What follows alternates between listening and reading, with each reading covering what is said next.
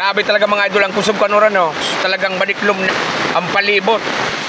Ayan, ingat-ingat po talaga kita mga idol, ano? Lalo na sa harani po sa mga rugkaining salog o ilog, ano? So ayan mga idol, nandito kami sa may salog na tinatawag dito sa amin sa Bicol, ano?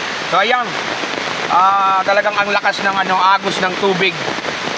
So halos yung kinukunan namin dito ng tubig ng mga tita at tito ko, ayan, nakita nyo naman. Halos inabot na ng tubig. Ayan, hindi na ito pwedeng kunan ng mainumin na mga idol. So ayan, sa lahat ng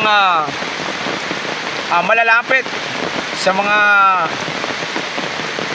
salog dyan mga idol, ano? Mag-iringa tabi ka mo. Ayan, ang tigluwas na po kang dugi na. So dahil na talaga mainuman. So ayan, sa gabos sa mga Bicolano dyan and gabos sa mga ka-idol sa bilog na Pilipinas, talagang pikuran kita. Mag-iringa tabi. Nahiling manindo, talagang grabe ang puwersa kang tubig. Inabot na.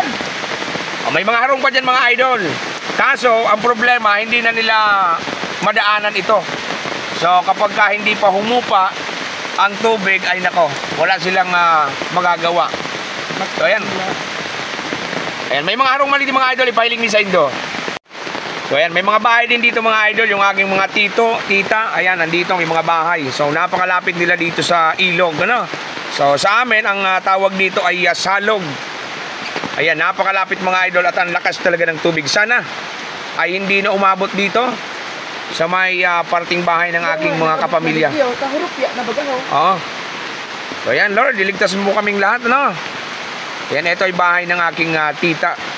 So napakalapit. Ayan, sa lahat ng mga malalapit sa salog o ilog mga idol, ano, ingat po kayong lahat. Ayan, kinumusta ko lang yung mga kapamilya natin dito. Dahil siyempre nakakatakot talaga yung tubig. O, tingnan nyo naman, halos malapit na dito sa bahay. So, ayan, sana hindi na lumakas pa lalo yung tubig, ano. Ayan, malapit na talaga sa bahay. So ayan, sana tumila na din yung ulan at matapos na itong bagyong ito. Nakakatakot po etong tubig na ito kahit na... Hoy! May aso pa, nagulat si Kula. Ayan, ito aso ng aking tita. Ito sila, ayan yung tita ko mga idol na very beautiful. Ayan. Medyo madilim mga idol kasi brown out. Oo. Sige. Nagbisita lang. Yan, lakas talaga ng ulan mga idol. Sana hindi na ito umabot dito sa bahay ng aking tita mga idol.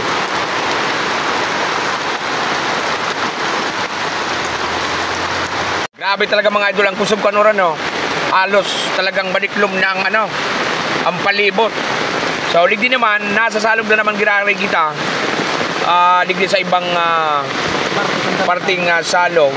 Sigdi po ini sa barangay may mga idol, talagang grabe ang puwersa kang tubig. Tapos mga haling bulod ay nabiyo po digdi sa salog. Guyub-guyubon mo baga yan mga idol, grabe talagang puwersa kang tubig. Ayan, talagang kapag nagbailyo ka dyan, ay nako. Ayan, ingat-ingat po talaga kita mga idol, lalo na sa harani po sa mga rugkaining salog o ilog, talagang ang puwersa kang tubig ay delikado talaga.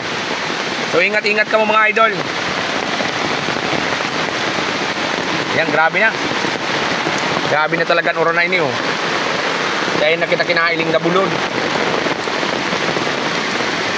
Ayan, grabe yung puwersa,